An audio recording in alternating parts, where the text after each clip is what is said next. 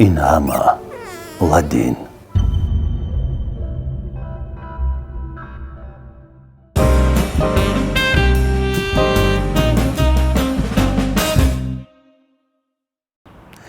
چهار و نیم سال قبل در شب توی دامادیش هنرمند معروف کشور که تمام تاجیکستان را ترانه باران کرده بود در صدمه نقلیاتی جان باخت. صدمه کرد و فرداش آوازه شد. هیچ کس باور نمیکرد، چون جهان اینترنت و جهان اطلاعات است. همه خیال کردند که این یک شوخی از پرانک است، ولی این حقیقت بود. حقیقت تلخی که دامن تمام دوستداران هنر را پنجه زد و گرفت. دلاور ظهوریان از بین رفت. دلاور ظهوریان نه، یک جهان ترانه از بین رفت، یک جهان هنر، یک جهان زیبایی ما را ترک گفت با رفتن او. زمیره ظهوریان، خواهر دلاور ظهوریان را ما امروز به برنامه دعوت کردیم که در خصوص آن حادثه ناخوش حقیقت ها را با ما و شما در میان بگذارد. سلامم را بر شما میرسانم و سلام شما را به زمیره بانو. سلام علیکم زمیره. سلام علیکم جان. بسیار خوش آمدید. می‌ندارم از شما که مرا به برنامه دعوت کردید. براستی چندین سال قبل میخواستم این برنامه تشکیل شود، با برنامه نگفته ها اشتراک کنم، چون زیادی از مخلصان برادرم میخواستن که اصل واقعه رو فهمن چه خیل شد و یک کار شد که همه رو در حیرت آورد. باور نکردنی بود. آخرتش را آباد کند پروردگار. همیشه در حقش دعاگو هستم.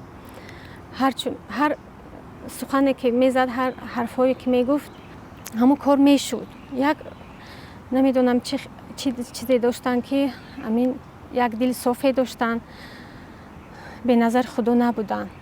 یاد دارم 27 دکبر سال 2019 بود، بابای مادری هم از دنیا گذشتن.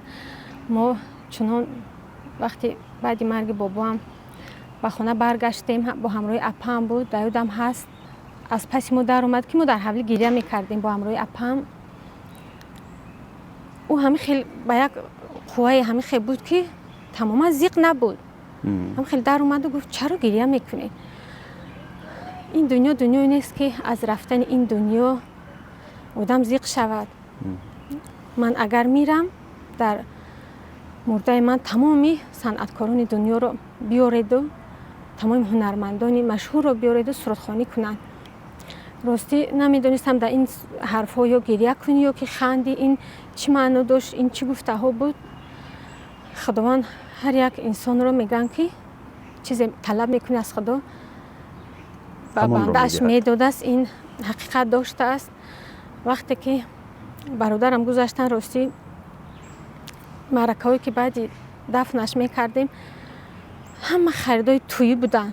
دسترخوان آروم میکردیم. در یادم همین حرفای برادرم زد که خدا رحمت کنه. دیروز تمامی هنرمندان رو دعوت کردند، تمامی دوستای دیرینه و نزدیک و دورش رو دیدار بینی کردند و این خیلی مرگ و مرده خیال میکنم در هیچ کس یاد ندارم که گذشته باشد.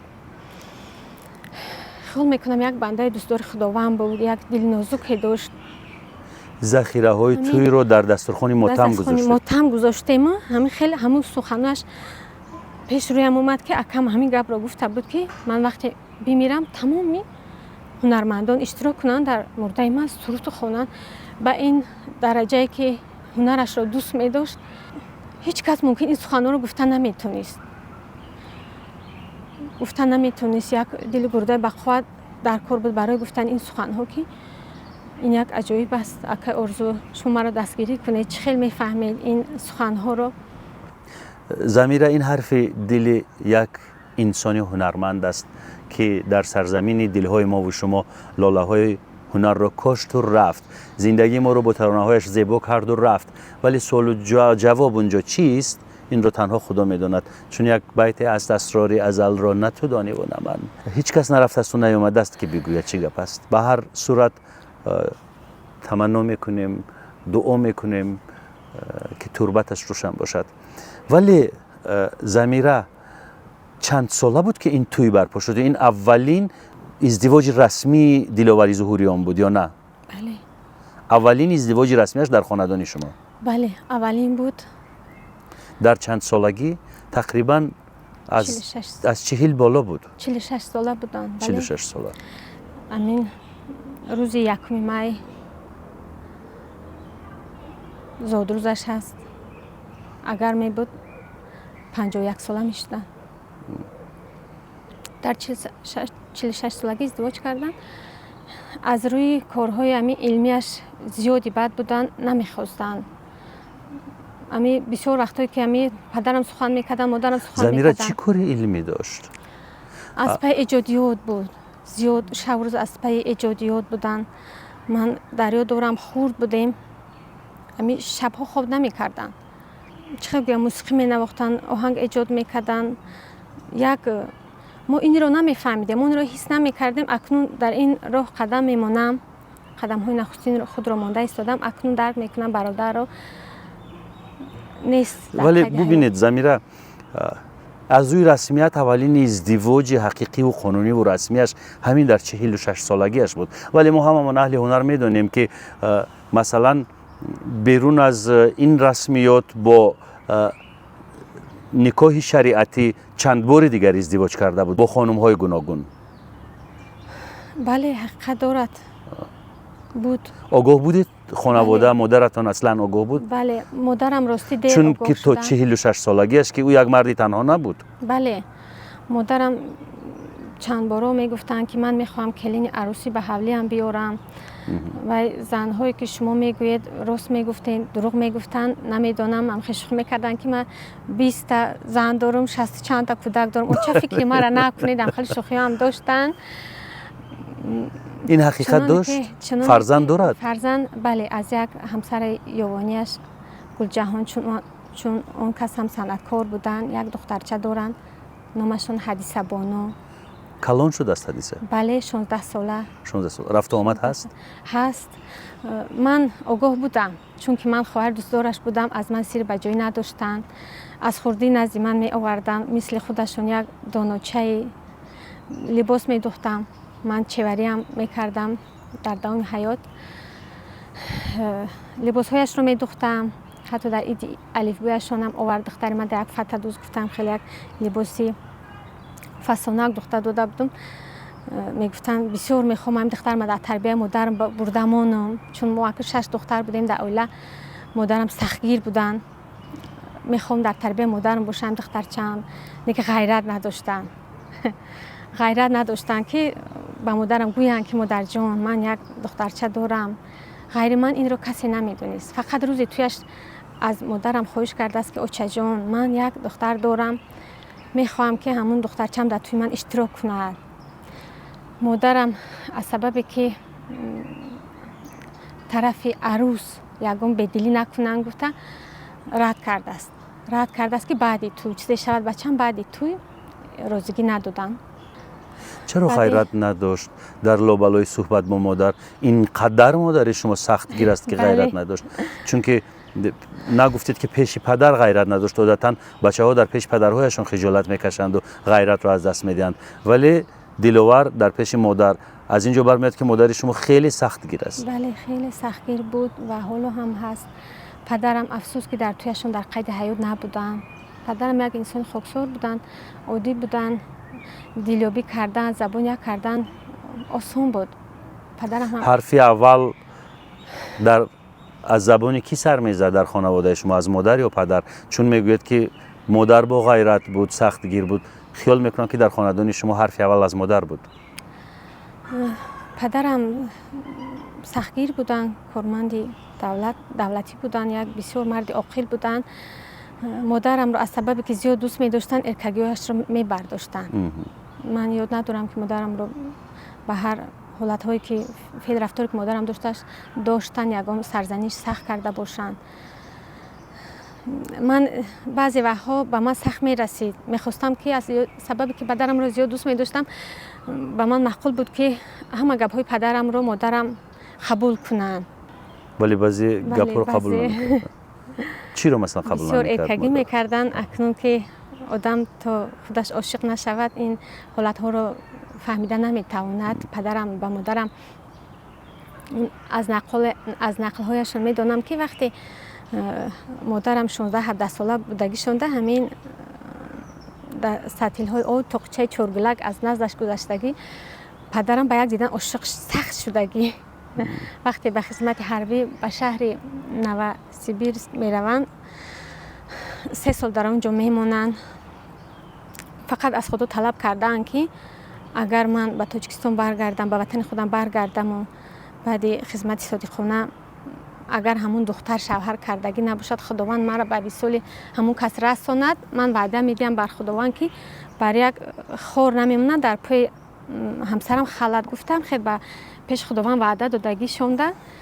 بعد که میآیند بعد ازدواج میشوند خیلی با ایجادم قصه درازتر است به یک حالت هایی که خیلی دشوار مادرم بیبیم به یک حالت های بگم چی راضی میشوند بعدم قصه درازتر است. خلاصه بعد که ازدواج میکنن مادرم را زیاد دوست می‌داشتن. در هر حال که مادرم چگونه رفتاری که نمی‌کردن پدرم قبول داشتن.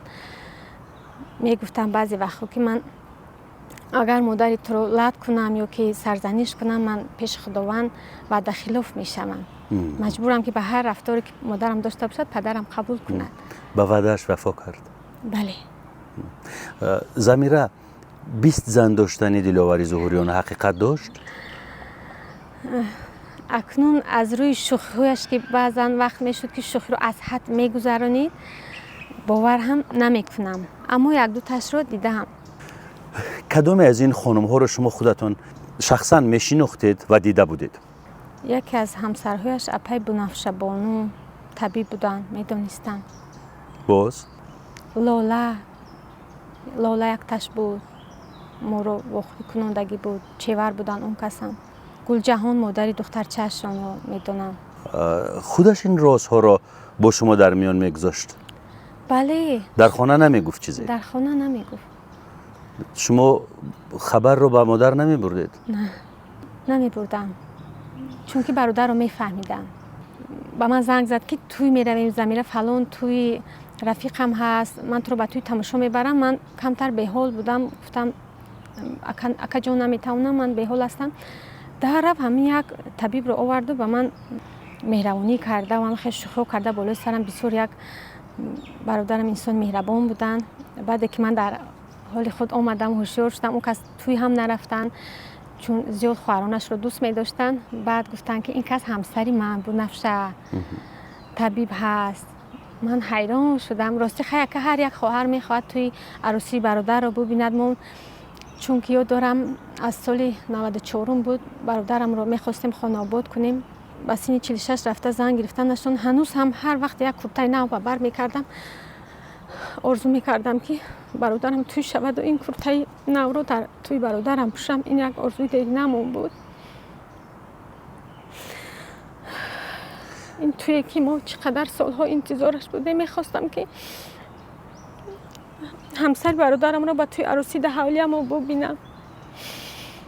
خیلی علاج دیگر نبود چون برادر بود. هرچی که اون کس میکرد ما قبول میداشتیم و حرمت میکردم همسرایش رو هم. یکم زیدیت نداشتم. زمیره شب توی صورت گرفتن تصادف؟ نه شب توی در حولی بودن با میمون ها همه رو خوش رو گسیل کردن. فردای توی از عروس خواهش کردن که یک آش برده کند و به مهمان ها گفته عروس خواستن آش برده کردن. اکنون بگاه باید بر نزد چادر عروس تگی چادر عروسیش می در اومد. از مادرم خواهش کردن که آچه جان اگر به من اجازه دهی من خانه سراج الدین فاضل می روم چون که اون کس هم دختر توی عروسی دخترشون بوده است. در توی من اومدن خدمت کردن. آچه جان منم روم یک توی با توی رفیقمو تبریک کنم. پس میگردم مادرم اجازه ندادن که نزد عروس درو یک رفیقشون موندگی بود همون رفیقی که با همراهی برادرم از دنیا گذشتن در همون حالتی صدمه در پهلویشون بودن. نامش رو راستی فراموش کردم. با برادرم یک جا همون زمان از دنیا گذشتن چون که همراه بودن. خب مادر جان، من امین دوستم رو گسیل میکنم به شهر دوشنبه برمیگردم خانه سراجی فاضلوف نمیروم گفته وعده دادند و افسوس که در راه فکرش دیگر بعدی شد. تویش فردای فرداش تویش 18 اکتبر 17 توی بود 17 توی 18 بود 18 در راه با چی فکر چه خاطری اکای سراجی زوری کرده است که باز راه سفر رو گرفت است به خانه سراجی فاضلوف. افسوس که متاسفانه در کجای راه این تصادف به وقوع پیوست؟ امین راهی وحدت راستی چند بارو میگذارم با ماشین امین نزدیکان نشان دادنی میشن دلم نمیبرد. یعنی از دنغره به دوشنبه اومدن کجای راهی وحدت؟ یا طرفی وحدت اومدن، از دنغره به طرف وحدت اومدن. وحدت اومدن. بله. چطور آگاه شدید؟ راستی من هم در شهر دوشنبه بودم فردای توی یازنم اومدن که زنگ زدن که فرا میرویم دنغره چی گپ شده است؟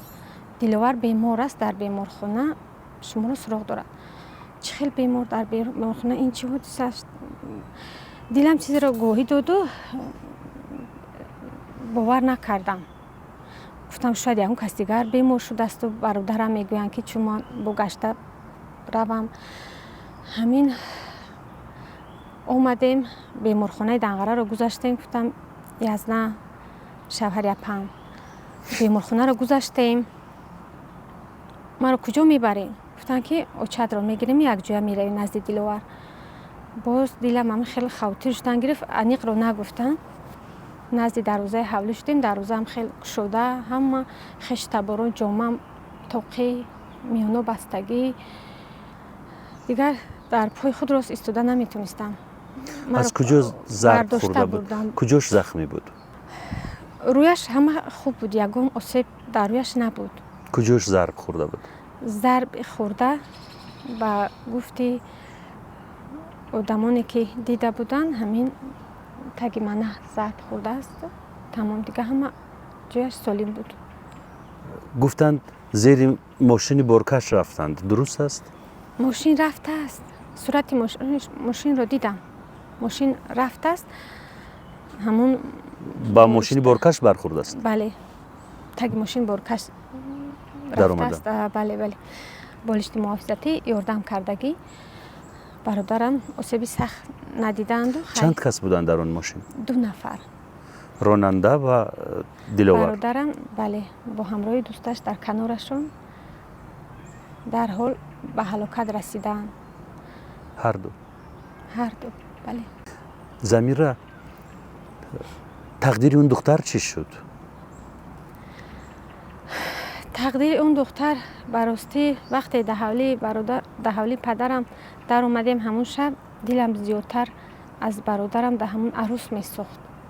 چون که برادرم از دنیا رفتن، حال و عروسی که در این حالت زنده مونده است در دنیا وزن‌تر از همه بود. دلم به چنانای برای عروس می سوخت.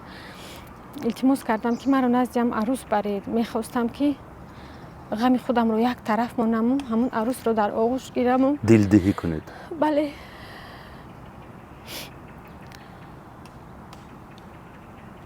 وقتی که بعد معرکه ها به شهر دوشنبه برگشتنی شدیم مادر عروس رو میدیدم چنان میگریست. فر اومدم از ماشینم خیلی آغوش کردم. مادر جان، فرزند شما رو خداوند خوشبخت‌ترین زن دنیا گرداند. ما از شما زیاد می‌ندار که برادر ما رو ناامید نکردین. هرچند در یک مدت کوتاه آشنا شدند و رازگی دادند که فرزندشون به برادر ما خانه‌دار شود. امین رازگی رو دادید و هرچند که باشدم برادرم چادر عروسی رو دیدن. از زبان دوستشون اکای زاکر جان شنیدم که وقتی به نکاح رفتیم به خونه عروس خندیدن تگی چادر در اومدن و نمردیم و این روز هم دیدیم گفتگیشون بری نمیخیل یک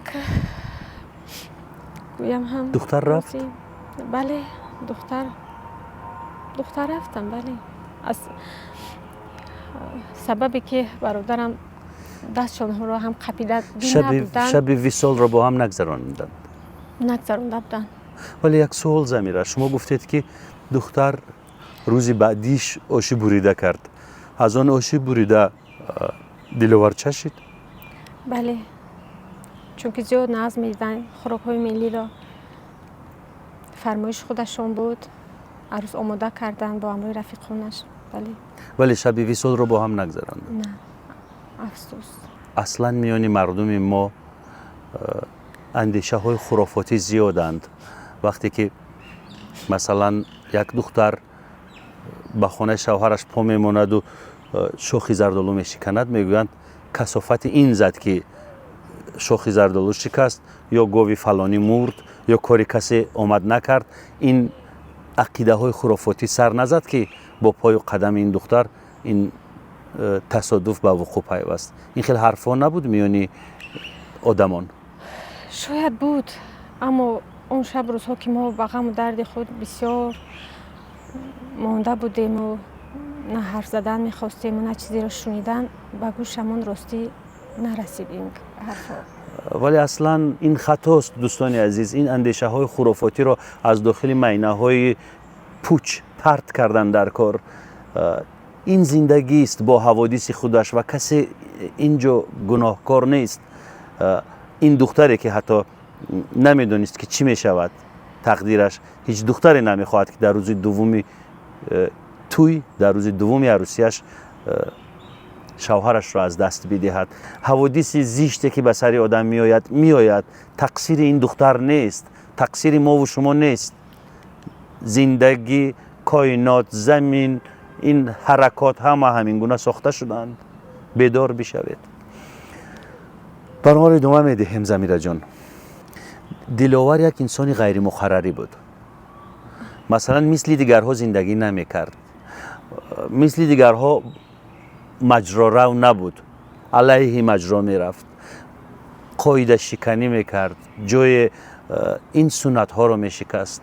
یک زمان در داخل یک غار در آمد و گفت که من اینجا پناه میبرم و جای ندارم برای زیستن. این شوخی بود، یک مضحکه بود؟ چی بود این از طرف دلاور؟ این نوار رو شما دیده بودید مطمئنم؟ بله این چی بود؟ نوار رو من دیدم و راستی همون شب روزها مخصوص که در خانه من بود، من به این چیز باور نمی کنم، چون که دستش زخمی بود. همونجا یک خلوت کردند و از سبب کارهایشون خیلی زیاد بود پیش از سوینم، یک 6-7 آهنگ ایجاد کردن. من سحر کار می رفتم، بگاه می اومدم، برادرم مشغول آهنگ سازی بودن. همون شب روزها در خانه من بودم. همون نوار همون شب روزها بود. من به کی نوار رو تهیه کرد؟ نوار رو خودش نگفته بود و به نزدیکی به من در سایت اینستاگرام یک جوانمرد زنگ زدند و گفتن که شما خواهر دلاور زوریان؟ و گفتم بله اکا جان. من همون یک نوار بود در فیسبوک موندم، همون نوار من بود. ما یک روز در پیش سیرک و همراه دوستم مخصوص درباره همین اکای شما گپ زده می رفتیم. از راه همین بر اومد و این جوانمرد برادر ما رو نمیشناخته است تا اون دم. درباره همین برادر شما گپ زد میگه که همین نخست از سر راه بر اومد، در یک حالتی بودن، میگه که همون رفیقش حتی نشناخت. ریشش زمیدگی. بله برادرم رفیقش رو شناخته است و همون رفیقی که در بورش گپ زده میرفته است نشناخته است. و تو دلاور همین خیلی آغوش کرده میگه و بعد ما را گرفت برد، رفتیم ما را خونه من نشان میدم. همین خیلی گرفت برد، میگه همون نوار من است بود. همون نوار رو به من راستی بعد روان کردن. من گفتم اکا جان من این نوار رو دیده بودم، همین راست بود. گفته از من پرسیدن که در حقیقت برادرت همجا زندگی میکرد. کجا بود؟ اون یک سوراخی بود. زیر کپروک سیرک لای دریای دوشنبینکا. همونجا رو برده نشان داده است؟ بله همونجا بوده است. همون جوانمرد گپ زدن. واقعا دلاور اونجا شب می ایستاد زیر پل سیرک؟ نه، چون یک در خونه که تماما برادرم کتاب نمی آوردند باور نکردنی است برایم. چرا این طور کرد؟ چون که گفتم شوخی رو بعضی وقتا میشد که شوخی رو از حد میگذارم. همین یک فعل داشتن میخواستم که یگون در حیرت مونن. کس رو در حیرت یعنی این هم یک بازی بود از طرف دلاور؟ بله هم خیلی شوخی داشتن. شوخی داشتن چون ما اما اون نوار هیچ با شوخی مانند نبود مثلی که حقیقت بله. بود.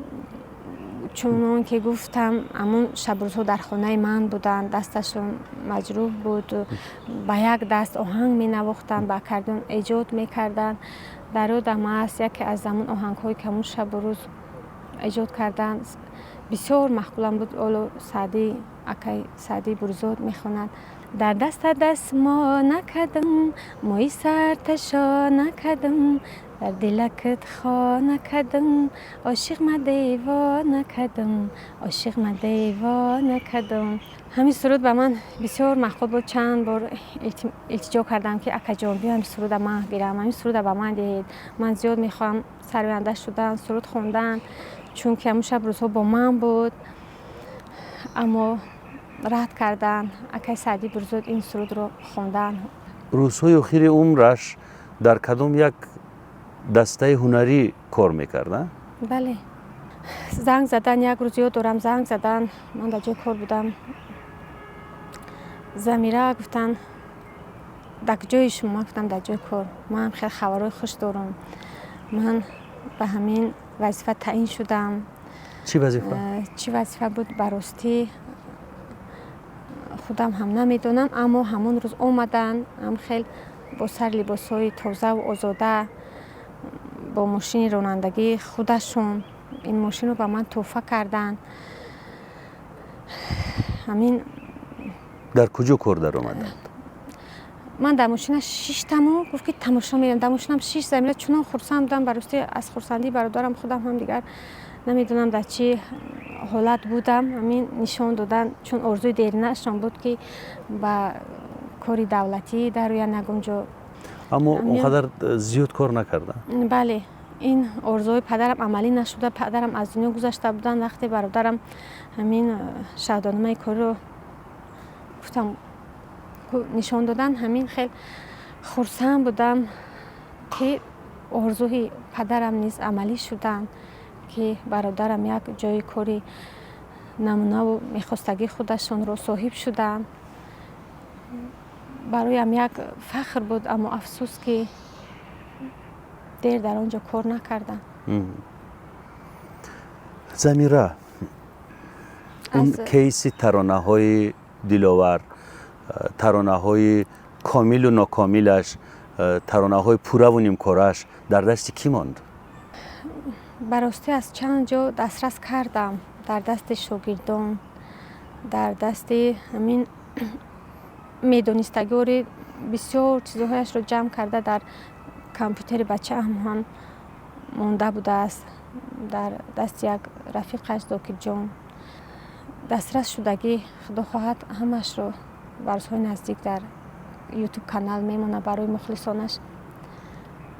من میبینم که شما نیز در پیج اینستاگرام خودتان نوارهای قدیمی را که در تلویزیون ثبت شده بودند دوباره انتشار میکنید. برای آرزوهای عملی نشده برادرم بسیار میسوزم و غم میخورم چون که فرزندی پدر یا اینکه دوستی نزدیک باید همین گونه باشد که بعدی از دنیا رفتن یکی از دیگر همدیگر اگر تواند که آرزوهای عملی نشدهش رو عملی کند این بسیار خوب است. از سببی که من هم بسیار سرکار هستم نوبسته نگاه نکرده از پی آرزوهای برادرم حرکت کرده ایستاده هم چون که برادرم میخواستن که در دنیا مشهور گردن این آرزو و نیت‌هایشان رو در روز شب ایجادیشان که در کاخ باربد سال 2006 یکم ماه برگزار گردیده بود همونجا هم طلبشو مقیموف گفتن که آرزوی دیرینه دلاور زورون است که در کتاب گینس داخل شود. گفتن ممکن چرا گینس به خاطر چی؟ به خاطر کدام رکورد؟ همچون آهنگسازی بهترین آرزو داشت که در کتاب گینس داخل شود. اگر نصیب تقدیر عمری باقی می‌داد گینس شاید رکورد تقاضا میکند. رکورد یعنی چیزی که از حد زیاد، از حد زیبا، از حد بلند، یا اینکه از حد خنده‌دار، از حد. بله، از خودش باوری داشت. خیلی نیت‌ها داشت که کار میکند. نیت‌هایش چی بود که در کتاب گینس به این سبب میخواست داخل شود که همین هنر علمی موسیقی رو به تمامی خیلی از خود کرده بود که من ندیدم از دهان زبان یا رفیقانش، چون که من سایت اینستاگرام رو گشودم و نوارهای برادرم رو میمونم، از تمام روی دنیا به من زنگ میزنن، شاگردانش، دوستانش، یک قصه های نقل میکنن که باور نکردنی است. با ما میگفت بعضی وقتا نشان هم میداد بعضی کارهایش رو، میگوین که دست و پس پوش آهنگ می نواخت، با نوکی چلیکانی پای می نواخت، با سر می نواخت، با انگشت های پایش، از انگشت های پا می نواخت، با سر می نواخت. ما این حالت ها رو ندیده ایم. شاید داشت نقشه هایی که در کتاب گینس داخل می شد، هم خیلی نقشه هایش بود.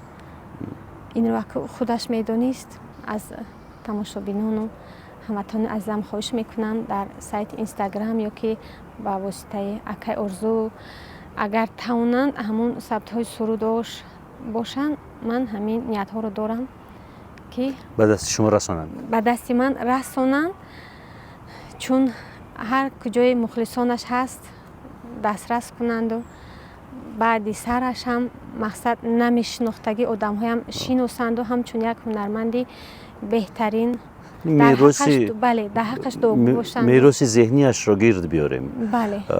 زمیره، از تاپترین خواننده های تاجیک با کی همکاری داشت؟ بیایید اسم یک 5-6 کس رو به زبان بیارید.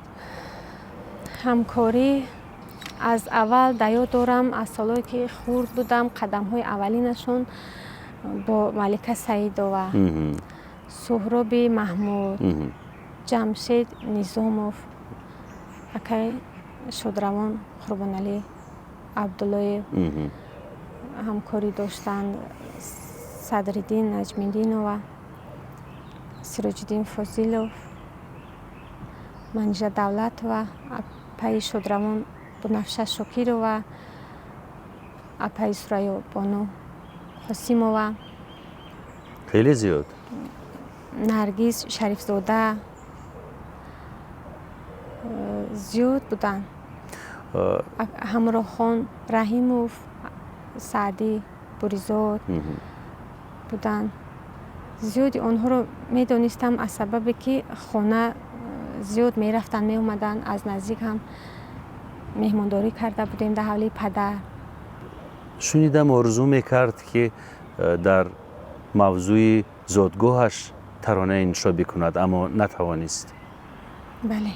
در خصوصی روستای پوشینگ. بله. نکرد چیزی ها؟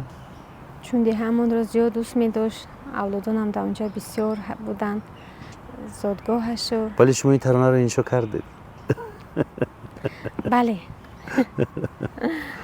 رحمت اول به شما، به پای نرگس جان که خواهش من رو رد نکرده، در یک مدت خیلی کوتاه این خواهش من عملی شد. ترانه خیلی جذاب است. خمار گل آلوچه را دارم. خمار گل آلوچه را دارم. فراق دیدن آلوچه را دارم. شمالک شده با یاد پدرجان. شتاب کوچه تا کوچه را دارم. عجایب ترانه است. در ستایل ترانه های فولک انشا شده است. فکر میکنم که پسند میکنید.